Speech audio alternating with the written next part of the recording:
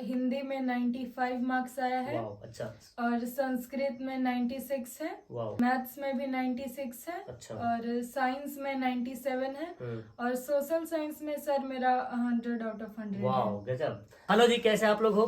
तो मैं आया हुआ हूँ कोमल कुमारी के पास, जिन्होंने मैट्रिक एग्जाम 2025 में स्टेट रैंक 6 हासिल किया है।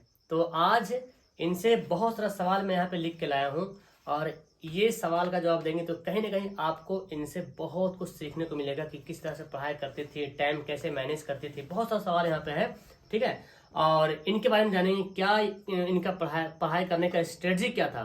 तो पूरी वीडियो ध्यान से देखें। और चलिए कोमल कुमारी के पास मैं आता हूँ, और सबसे पहले इनसे मैं इनका परिचय पूछता हूँ। कोमल कुमारी, आपका परिचय क्या है? सर मेरा नाम कोमल कुमारी है। मैं अरवल जिले के एक छोटे से गांव जमुहारी की रहने वाली हूँ। अच्छा। सर मेरे पिताजी का नाम श्री कौशल किशोर सिंह है। वो एक कंपनी में एम्प्लॉई हैं। और मेरी माताजी का नाम श्रीमती रूबी देवी है, और वह एक गृहिणी है। तो आपका मैट्रिक एग्जाम इस बार तो बहुत अच्छा परफॉर्मेंस रहा, 484 मार्क्स आया। Yes sir. तो बता सकते हैं आपका नंबर जो कम गया है, आखिर टॉप रैंक 1 में क्यों नहीं आया है? कुछ रीजन? सर रीज़न मतलब थोड़ा सा सब्जेक्ट में मैं सर थोड़ा सा मिस्टेक कर दिया मैंने, तो इस वजह से मेरा थोड़ा सा बस नीचे रह गया। नहीं तो मैंने अपना 100% वहाँ दिया है सर। चलिए, बहुत जरूरी 100% देना बहुत जरूरी है। कहते हैं कि अपने आप को फुल 100% दो, ताकि अगर नहीं भी हो तो उतना पछतावा ना हो। लेकिन नहीं देने के बाद 100% बाद में पछतावा होता है कि काश हम पढ़ लिए होते हैं, ठीक है। तो इन्होंने पूरा 100% दी, और कहीं ना कहीं रिजल्ट तो अच्छा ही है, कोई खराब नहीं बोला जा सकता है। अच्छा, आप मुझे बताएं कि आप पढ़ाई कहाँ से करते थे, ऑफलाइन या ऑनलाइन? आपका स्कूल का नाम क्या है, पहले बताइए। सर मेरे विद्यालय का नाम +2 रघुनंदन सिंह उच्च विद्यालय जमुहारी में है। अच्छा अच्छा। तो स्कूल में तो खैर जो भी है पढ़ाई होने का जो भी रूल है, वैसे कोचिंग और ऑनलाइन में क्या मतलब कैसे पढ़ाई करते थे आप? सर मैंने ऑनलाइन और ऑफलाइन दोनों पढ़ाई किया है। तो ऑफलाइन में है कि मैं कोचिंग जाती थी यहीं अपने बाजार के कोचिंग में। तो वहाँ पे सर सिलेबस तो उन्होंने ख़त्म करवाया, तो और उसके बाद सर कोचिंग तो लगभग बंद ही हो जाता है। आपका मन है तो जाइए, नहीं मन है तो मत जाइए। और सर मैंने ऑनलाइन भी ज्वाइन किया इसलिए क्योंकि मुझे पता था सर कि जैसे ऑनलाइन में रिवीजन बहुत अच्छा होता है। जैसे पढ़ना जरूरी नहीं है, पढ़ तो सब कोई रहे हैं, लेकिन रिवीजन प्रॉपर नहीं कर पाते हैं बच्चा लोग, जो एग्जाम में मतलब थोड़ा सा टफ हो जाता है। रिवीजन कंटिन्यू करना जरूरी है। अगर मैं आपसे पूछूं कि ऑनलाइन ऑफलाइन में मतलब कितना % ऑनलाइन का योगदान रहा है अमूमन आपके अनुसार से? सर मैं बोलूँगी कि दोनों का योगदान 50-50% है सर। चलिए, बहुत अच्छा। ऐसा होता है क्या है ना कि बहुत सारे बच्चे खाली ऑनलाइन ऑफलाइन ही पढ़ते हैं। तो ऑफलाइन पढ़ते हैं तो उनका थोड़ा सा मतलब क्या होता है, टीचर लोग खाली सिलेबस खत्म कराने में लग जाते हैं। मैं खुद ऑफलाइन पढ़ाता हूँ, तो मेरा भी उस टाइम वही चलता है कि सिलेबस खत्म करूँ, लेकिन बच्चों को फिर ऑनलाइन भी लाता हूँ, ताकि ऑनलाइन आओ और कुछ जो है रिविजन करो, क्योंकि जितना बेस्ट रिविजन उतना अच्छा रिजल्ट होगा, है ना। कुछ आप ऐसा बता सकते हो, कुछ ऐसा एग्जाम्पल भी आपके सामने जो केवल ऑफलाइन ही पढ़ा है और उसका मार्क्स थोड़ा सा कम हो गया है? हाँ, मेरा क्लासमेट है, विष्णु नाम है उनका। तो अच्छा। उन्होंने बस ऑफलाइन ध्यान दिया, तो ऑफलाइन पढ़ाई तो सब कुछ हो गया, तो मतलब सेल्फ स्टडी तो वो कर ही रहे होंगे, लेकिन सर का बात सुनते सुनते जैसे याद हो जाता था हम लोग को। एक क्वेश्चन सर 2-3 बार रिपीट कर दिए ना, तो जैसे अब वो दिमाग में बैठ गया है मेरा। तो इसीलिए ऑनलाइन बेस्ट है। थोड़ा सा ऑनलाइन पे भी सबको फोकस करना चाहिए। चलिए, बहुत अच्छी बात। मतलब ऑनलाइन अगर आप लेके चलते हो, देखो तो सपोर्टिंग वो बेस्ट होता है। ऑफलाइन तो है, हर कोई पढ़ना जरूरी है, लेकिन अगर ऑनलाइन पे अगर सपोर्ट मिल जाए तो बंदा यहाँ से वहां जा सकता है, जैसे ये बता रही हैं। चलिए, बहुत अच्छा रहा। आप बता सकते हैं पढ़ने की रणनीति क्या थी, कैसे कैसे आप पढ़ाई करते थे, कैसे सिलेबस को कंप्लीट किया आप? सर सिलेबस तो और ऑफलाइन कोचिंग में भी कंप्लीट हुआ। अच्छा अच्छा। और फिर आपने भी कंप्लीट करवाया सर। तो ऐसे मेरा डबल हो गया, सिलेबस भी खत्म हुआ, प्लस में रिवीजन अच्छा खासा हो गया। और उसके बाद सर आपका जो मतलब ऑब्जेक्टिव का क्लास था सर, तो उसमें भी आप जैसे एक ऑब्जेक्टिव क्वेश्चन है और आप उसको लॉन्ग आंसर जैसा बता देते थे। तो उसमें मुझे लगा कि सर के एक ऑब्जेक्टिव क्वेश्चन से मेरा जैसे लगभग 10 ऑब्जेक्टिव क्लियर हो जा रहा है। रिवीजन मतलब अच्छा हो जाए, मतलब एक ऑब्जेक्टिव क्वेश्चन लिया, उससे बहुत सारी बातें बता दी। मतलब उससे रिलेटेड जो भी है, सर के पास जो भी नॉलेज है ना उससे रिलेटेड सर ने सब बता दिया। चलिए बहुत अच्छा। आप बता सकते कितने घंटे पढ़ाई करते थे? सर वैसे तो मैं दिन में नहीं पढ़ती थी क्योंकि थोड़ा शोर भी होता है और दिन में डिस्टरबेंस बहुत है, काम वगैरह भी रहता है घर पे, तो मैंने ज्यादा रात में पढ़ाई किया है सर। डेली मैं 8 घंटे पढ़ाई करती थी। अच्छा अच्छा अच्छा, डेली 8 घंटा। Yes sir. अच्छा, अगर कोई बच्चा मतलब 8 घंटा ना पढ़े, कोई 4 ही घंटा पढ़ता है, तो मतलब इसके लिए क्या एक रूल है, मतलब क्या करे जो उसका कंप्लीट हो जाए सिलेबस, अच्छा नंबर ला दे? मतलब खंड पढ़ाई का मतलब टाइमिंग को नहीं गिन पाता कि हम कितना देर पढ़ रहे हैं, तो इसलिए क्या जरूरी है? सर उसके लिए जरूरी है कि वो अपना टॉपिक क्लियर करें। टॉपिक क्लियर तो टॉपिक क्लियर करने से अब आपका टाइम ठीक जाएगा। वैसे मैंने उनका फर्स्ट जो लाई थी, क्या नाम उसका, जो फर्स्ट टॉप रैंक लाइन, वो भी बताई थी कि टॉपिक क्लियर होना चाहिए, है ना? चलिए बहुत अच्छा लाइन उनका लगा मुझे कि टॉपिक क्लियर होना चाहिए भाई, कि उस टॉपिक क्लियर करने में चाहे 10 मिनट लगे, चाहे 8 घंटा लगे, चाहे 10 घंटा लगे, टॉपिक क्लियर होना चाहिए। तो आप लोग भी ध्यान से देखिए। आप बता सकते हैं कि जैसे कि एक लड़का लोग क्या होता है कि फ्री होता है, जब आया तो पढ़ लिया, जिस टाइम उसको तो कुछ काम धाम घर में करना रहता नहीं है, मार्केट का या हल्का फुल्का काम रहा तो रहा, पकाना खाना तो है, मतलब पकाना का या घर और साफ करने काम रहता नहीं। तो आप लड़कियों के ऐसे टाइम कैसे मैनेज करते थे? आप भी घर में काम करते थे या पढ़ाई खाली करते थे? सर ऐसा नहीं है, घर पे काम करने में मेरी सर बहन और नानी का बहुत हेल्प है। मैंने काम भी वो लोग उन लोगों ने वैसे करने नहीं दिया, बट खुद से अगर कभी मन किया तो मैंने किया। तो फैमिली का पूरा सपोर्ट था कि एग्जाम है तो अभी पढ़ाई करो, काम वाम तो फिर आगे करते रहना है, अभी एग्जाम है, पहले पढ़ाई पे ध्यान दो। तो टाइम मतलब इस तरह से मतलब मैनेज किया है, मतलब काम भी हल्का फल्का हुआ लेकिन पढ़ाई पे भी जिनको फोकस रहा। अच्छा, आप बोले थे रात में पढ़ते थे, दिन में नहीं पढ़ते थे, तो रात मतलब कितना घंटा, किस टाइम से किस टाइम तक? तो सर रात में मैं मतलब पूरा रात समझिए तो मैं पढ़ते ही रहती थी, और जैसे ही सुबह हुआ सो गए।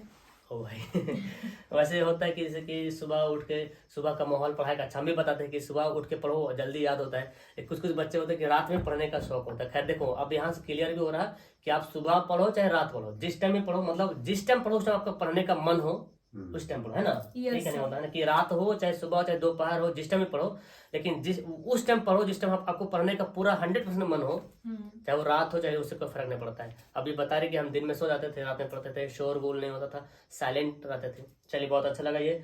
अच्छा, आपका मार्क्स तो आया 484 नंबर। बता सकते हैं कि करके किस में कितना मार्क्स आया? सर मेरा हिंदी में 95 मार्क्स आया है। अच्छा। और संस्कृत में 96 है। मैथ्स में भी 96 है। अच्छा। और साइंस में 97 है। और सोशल साइंस में सर मेरा 100 आउट ऑफ 100 है। गजब। सोशल साइंस में 100 नंबर लाना समझ में आ रहा। हम बच्चों को बोलते रहते थे कि सोशल साइंस जो लिटरेचर सब्जेक्ट, यानी कि जो लिख करके हम बनाते हैं, जैसे साइंस, सोशल, हिंदी, संस्कृत जो भी है, उसमें 100 में 100 लाना बड़ी मुश्किल वाली बात है। मैथ में क्या है कि मैथ अगर आपने बनाया है तो 10 बच्चा 10 तरीके से मैथ बनाया है, आंसर आ गया तो उसको नंबर मिल जाता है। लेकिन साइंस में लिख रहे हैं तो सबका लिखने का अलग अलग व्यू पॉइंट है, सोशल लिख रहे हैं तो उसको लिखने का अलग अलग तरीका है। और आपको 100 नंबर मतलब कैसे आ गया, मतलब कैसे पढ़ाई की सोशल, बताइए हमारे बच्चों को। क्योंकि सबसे ज्यादा हार्ड अगर है 10 क्लास में तो सोशल है। 5 किताबें है ना, इतनी मोटी मोटी किताबें हैं, और बहुत सारे कोचिंग में तो सोशल कंप्लीट भी नहीं हो पाता है। आप बताइए कैसे पढ़ाई किए? सर सोशल में मेरा 100 मार्क्स आया है, तो इसका कंप्लीटली क्रेडिट मैं आपको ही दूंगी सर, क्योंकि मतलब जब भी सोशल का ऑब्जेक्टिव क्लास हुआ ना तो उसमें आपने सब्जेक्टिव भी मेरा क्लियर करवा दिया। वहीं जैसे मुझे लगा कि मैंने माना कि यही मेरा लेक्चर क्लास है, और उसको ही मैंने ध्यान से पढ़ा, तो वहाँ भी हो रहा था। और एनसीईआरटी बुक वगैरह मैंने पढ़ा था। अच्छा, एनसीईआरटी बुक बहुत जरूरी है। तो उसी से अच्छा, मैं बताता था सोशल, मैं अक्सर बताता रहता था वीडियो में कि जब भी कुछ याद करने वाला सब्जेक्ट हो तो उसको लिख करके पढ़ो तो जल्दी याद होगा।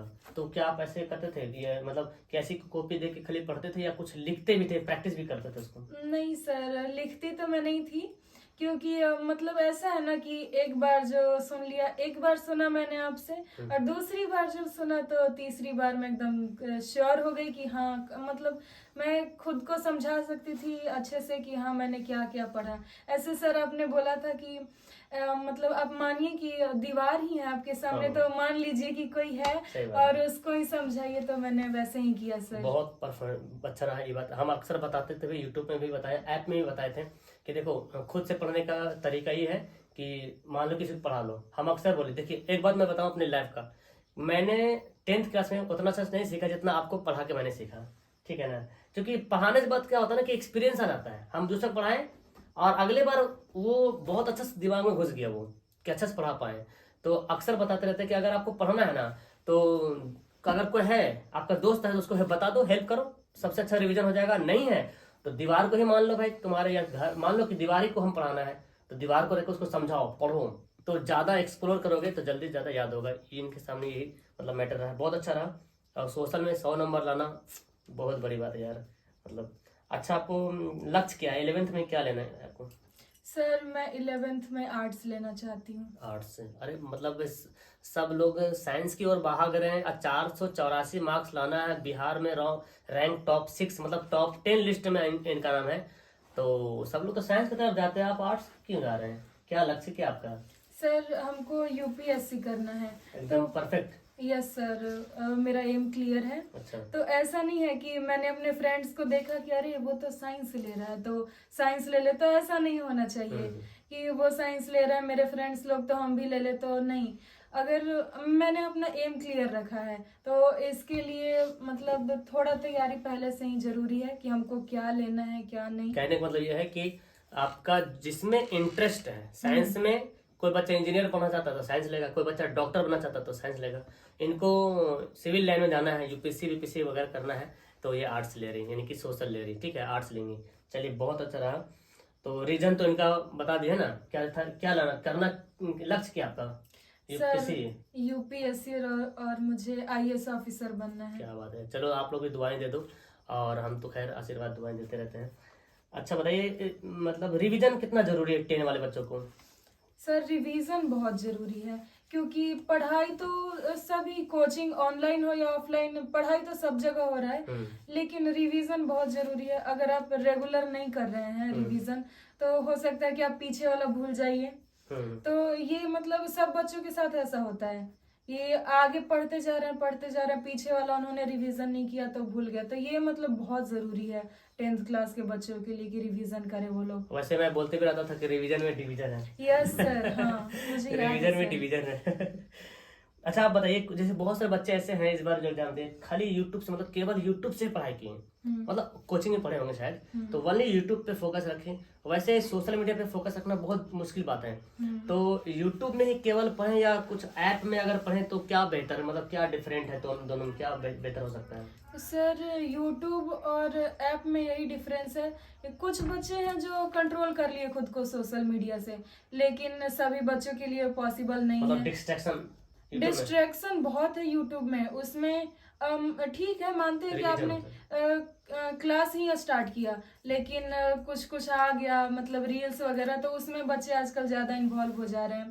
तो ऐप में थोड़ा सा है, मतलब एक बार आपका फी लगा और उसके बाद लेकिन आपको कोई चार्ज भी नहीं है वहाँ पे, और वहाँ डिस्ट्रैक्शन से कम्प्लीटली फ्री हैं आप। चलिए बहुत अच्छा, तो मतलब यूट्यूब से रिवीजन तो ठीक ठाक होता है। हाँ यूट्यूब में आपका रिवीजन होगा ऑब्जेक्टिव बहुत अच्छा, ऑब्जेक्टिव का बहुत अच्छा हो जाएगा वहाँ और पे। मतलब अगर आपको अच्छा पढ़ाई करना है तो ऐप बेहतर बता रही है, और ये भी है नॉर्मल फी लग जाता है तो थोड़ा सा जिम्मेदारी बन जाता है ना, ऐसा लगता है कि पैसा तो दिए हैं तब उसका वसूल तो करेंगे ना पढ़ के। वैसे कुछ कुछ बच्चे ऐसे हैं जो केवल ऑनलाइन पढ़े है ना, केवल हम यहाँ पे नाम लेंगे तो कुछ बच्चे नाराज हो जाएंगे जिसका नाम नहीं ले पाएंगे। तो कुछ कुछ बच्चे ऐसे हैं जो केवल ऑनलाइन पढ़े हैं, हमको बोलते रहते हैं कि सर हम कहीं ऑफलाइन नहीं पढ़ रहे हैं, केवल ऑनलाइन पढ़ रहे हैं, और वो भी अच्छा नंबर 450+ नंबर लाया है केवल ऐप से, तो बहुत अच्छी बात है ये।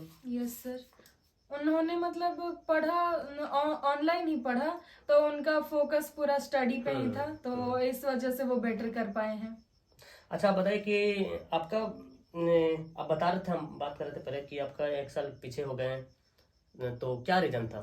सर रीजन ये था कि मतलब मैं जब 9th क्लास में आई तो किसी कारण की वजह से मैं 9th क्लास नहीं पढ़ पाई, मैं लास्ट में ज्वाइन किया मैंने क्लास, तो मेरा बेसिक कमजोर हो गया 9th क्लास का, और 9th क्लास में अगर मैं पढ़ लेती तो 10th मेरे लिए बहुत इजी हो जाता। तो इस वजह से मैंने एक ईयर स्किप कर दिया। मैंने सोचा कि अगर नंबर अच्छा लाना है तो थोड़ा सा वक्त तो देना पड़ेगा उसको, इसीलिए सर। मतलब बेसिक अगर मजबूत है, इनके कहने का मतलब कि मेरा बेसिक मजबूत नहीं था और इसलिए हम आगे अपने कदम बढ़ाए, पीछे होकर एक साल फिर से पढ़ लिए। तो अगर आप लोग का बेसिक कमजोर है तो अगर आप चाहते हो कि अच्छा नंबर लाएं, टॉप में आए, तो फिर आपका बेसिक मजबूत होना चाहिए। और वरना तो बिहार बोर्ड में फर्स्ट लाने में कोई बड़ी बात नहीं है, आराम से फर्स्ट आ जाएगा, है ना जी। Yes sir. अच्छा, अब कुछ क्वेश्चन बता दीजिए आपकी 450 नंबर लाने के लिए। हमारे से बहुत सारे बच्चे आपको देख रहे हैं, सुन रहे हैं आपकी बात को, कि क्या उनको सजेस्ट कीजिएगा कि 450 प्लस नंबर ला दे वो। 450 प्लस नंबर लाने के लिए तो अगर ऑफलाइन पढ़ रहे हैं तो वो भी सही है, लेकिन ऑनलाइन पढ़ना है तो एक बार सर से पढ़ के जरूर देखिए, क्योंकि सर जैसे जैसे टॉपिक आपको क्लियर करवाएंगे चैप्टर वाइज ही, तो आपको समझ में 100% आ जाएगा। क्योंकि मैंने भी सर से पढ़ा है, मुझे बहुत अच्छे से पता है सर कैसे पढ़ाते हैं। तो सर सब्जेक्टिव आपका करवा देंगे ऐप पे, और बाकी का जो रिवीजन है ऑब्जेक्टिव का वो आपका यूट्यूब से सर करवा देंगे। तो यहाँ से सर मतलब 450 प्लस मतलब मार्क्स लाने के लिए बहुत अच्छा सर पढ़ाई करवा देते हैं। चलिए, बहुत अच्छी बात है। अच्छा, इसमें सेल्फ स्टडी का क्या योगदान है? एक तो है कि सर पढ़ा दे रहे हैं, अपने से स्टडी करना बहुत जरूरी होता है ना, क्या है इसके बारे में कह सकते हैं? सर सेल्फ स्टडी भी जरूरी है, क्योंकि अगर सर ने पढ़ा दिया, ठीक है, सर ने समझा भी दिया, लेकिन अगर आप सेल्फ स्टडी नहीं कर रहे हैं तो फिर कहीं ना कहीं ये प्रॉब्लम करेगा आपको। सेल्फ स्टडी बहुत जरूरी है, कम से कम हर एक सब्जेक्ट को कुछ ही देर के लिए, लेकिन देखिए रोज जरूर। अच्छा, ये बताइए कि एग्जाम के टाइम जो है, जब एग्जाम का समय आ रहा था तो उस टाइम आप रिवीजन के टाइम जैसे कि मॉडल सेट, क्वेश्चन बैंक वगैरह, ये सब को कितना वैल्यू देते आप? सर क्वेश्चन बैंक का इसमें बहुत योगदान है। क्वेश्चन बैंक तो मुझे ऐसा लगा कि मैं घोल कर पी गई हूँ। कहीं से भी मुझे कोई किसी ने क्वेश्चन बोला कि ये क्वेश्चन मुझे नहीं आ रहा था, तो मेरे क्वेश्चन बैंक का मुझे पेज नंबर याद था कि वो किस में है। मैंने ऐसा क्वेश्चन बैंक पूरा याद किया था, मतलब याद नहीं, पूरा समझ के ही। और मतलब सर का क्लास करने के बाद जब आप ऑब्जेक्टिव के तरफ देखो ना, तो जैसे लगता था कि अरे ये तो सारा सर ने पढ़ा रखा है। मतलब अगर आप बार बार रिपीट करते हो, पढ़ते रहते हो, और तो बहुत बेस्ट होता है। क्वेश्चन बैंक के बारे में बता रही है, ये क्वेश्चन बैंक समझिए कि क्या है, कि रामबाण है क्या? हाँ, रामबाण ही समझिए उसको। मतलब पढ़ लीजिए, वही तुम्हारा मेडिसिन है ना। हाँ, वो उससे से मतलब बहुत सारा क्वेश्चन, मतलब 50% क्वेश्चन तो ऑब्जेक्टिव आराम से आता है। हाँ, 50% ऑब्जेक्टिव उसी से आएगा। ऑब्जेक्टिव में लिखा सकता पूरा, हाँ 50-60% आ जाएगा। और बाकी थोड़ा नया क्वेश्चन लाता है सब्जेक्टिव में थोड़ा सा, और नया क्वेश्चन ऑब्जेक्टिव में भी इस बार भी थोड़ा सा हल्का देता है। हाँ, लेकिन इतना था कि आराम से बच्चा बना लिया होगा, आराम कंटिन्यू से पढ़ा होगा तो। हाँ, कंटिन्यू सर से पढ़ने वाला बच्चा आराम से बना लिया होगा। चलिए, बहुत अच्छी बात। अच्छा, एक बात बता दीजिए, ठंड में पढ़ाई करने क्या आपका मतलब स्ट्रेटजी था? क्योंकि ठंडा में बड़ी दिक्कत होता था पढ़ने में, एग्जाम टाइम ठंडा ही आ जाता है। मतलब एग्जाम तो पास है, तब तो जनवरी और दिसंबर में तो पूरा मतलब ठीक ठाक ठंड रहता है। तो उसके लिए सर जैसे कंबल में आप गए ना तो गर्माहट हो गया, तो गर्म से नींद आ जाता है ठंड में। तो इसके लिए जरूरी है कि हम बेड छोड़ के ही पढ़ाई करें, या फिर मतलब गर्म हो जाए वहां पे पढ़ाई नहीं करना है, क्योंकि गर्म से नींद आ जाता है। और मुझे तो रात में ही पढ़ना था, इसीलिए सर मैं बेड वगैरह से हटके ही पढ़ाई करती थी। मतलब जहाँ पे ज्यादा आसान सहूलियत हो वहाँ पे पढ़ाई नहीं हो पाएगा, थोड़ा तकलीफ होना जरूरी है ना, तभी पढ़ाई हो पाएगा। अच्छा, लास्ट क्वेश्चन बता दीजिए, 2026 में जो बच्चे एग्जाम देने वाले हैं उसके लिए क्या सजेशन देना चाहते हो? हम तो ऐप पे भी पढ़ा रहे बच्चों को, न्यू बैच भी आया हुआ है, उसके बारे में कुछ बताइए बच्चों को। तो मैं तो 2026 में एग्जाम देने वाले बच्चों को यही कहूंगी सर कि सर तो अपना 100% देंगे आप लोग को। आप लोग जुनून बैच में ज्वाइन हो जाइए। 2026 में जो एग्जाम देना है आप लोग को, उसके लिए सर आपको 100% अपना दे देंगे। तो आप लोग भी सर से पढ़िए और उसके बाद खुद से भी रिवीजन कीजिए। ऑब्जेक्टिव का रिवीजन तो सर आपको पूरा करवा देंगे, ऑब्जेक्टिव के बारे में आपको सोचना ही नहीं है बिल्कुल भी। और सब्जेक्टिव पे थोड़ा बहुत, तो ऐप में तो कम्प्लीटली सब्जेक्टिव पढ़ाएंगे भी सर, और नोट्स PDF सब कुछ है जुनून बैच में। तो उसमें आप ज्वाइन हो जाइएगा तो ये आपका पक्का है कि 450 प्लस नंबर तो आएगा ही, और इसके साथ साथ आप टॉपर भी बन सकते हैं अगर आप मतलब रेगुलर सर से क्लास लेंगे, कंटिन्यू अपना पढ़ाई करेंगे, तो ये बहुत अच्छा है, आप लोग बेटर कर पाएंगे बहुत अच्छा। तो बहुत अच्छा रहा इंटरव्यू आपका। अच्छा है, आप मैं तो अब आपको ये बताना चाहूँगा कि आप 12th में जो एग्ज़ाम दोगे तो उसके लिए हम दुआ दे रहे हैं, आशीर्वाद दे रहे हैं कि 12th में भी अच्छा नंबर लाए ताकि फिर से मेरे को आने का मौका मिले। यस सर, मैं भी यही चाहती हूँ सर कि फिर से 12th में भी मन लगा कर पढ़ाई करूँ और फिर से आपको अपने घर बुलाऊं। अच्छा, ये लास्ट है, इनके पिताजी और इनके माताजी यहाँ पे तो नहीं है, लेकिन इनके नाना नानी हैं। तो नाना से पूछना चाहता हूँ कि नाना को कैसा लग रहा है, इनकी नतनी जो है टॉपर बनी है। कैमरा दिखाइए, नाना आपको कैसा लग रहा है? मुझे बहुत खुशी हो रही है कि काफी कड़ी मेहनत करने के बाद अब आप लोगों को सहयोग से ये सब तुमको। तो आप देखते थे कैसे पढ़ाई करते थे? बिल्कुल, रात में जब मैं जागता था तो आवाज आती थी, मैं समझता था कि भूल से मोबाइल चालू है। अच्छा अच्छा। आवाज कभी कभी देता था कि कोमल देखो फोन चालू है, तो बोलती थी कि मैं पढ़ रहा हूँ। अच्छा अच्छा। फिर उस दिन से मैंने टोकना बंद कर दी। अच्छा अच्छा। काफी मेहनत करती थी। काफी मेहनत है। चलिए अच्छी बात है। इधर मैं दिखाना चाहता हूँ, कोमल इसी रूम में पढ़ाई करती थी, है ना कोमल? Yes, sir. और इनका मैं रूम दिखा देता हूँ, ठीक है?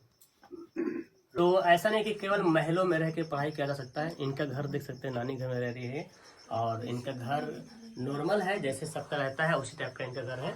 और पढ़ने का जुनून होना चाहिए, ऐसा नहीं कि घर प्लास्टर हो तभी अच्छी पढ़ा सकती है। इनका देखिए रूम में दिखाता हूँ, और जिस तरह से पढ़ाई करती थी ये है, और यहीं पे वो पढ़ती थी। आपका टेबल कहाँ है? किस टेबल पर पढ़ते थे आप? और ये देखो इनका पूरा चार्ट वगैरह पूरा बना के, मतलब इस तरह से रिवीजन करने का।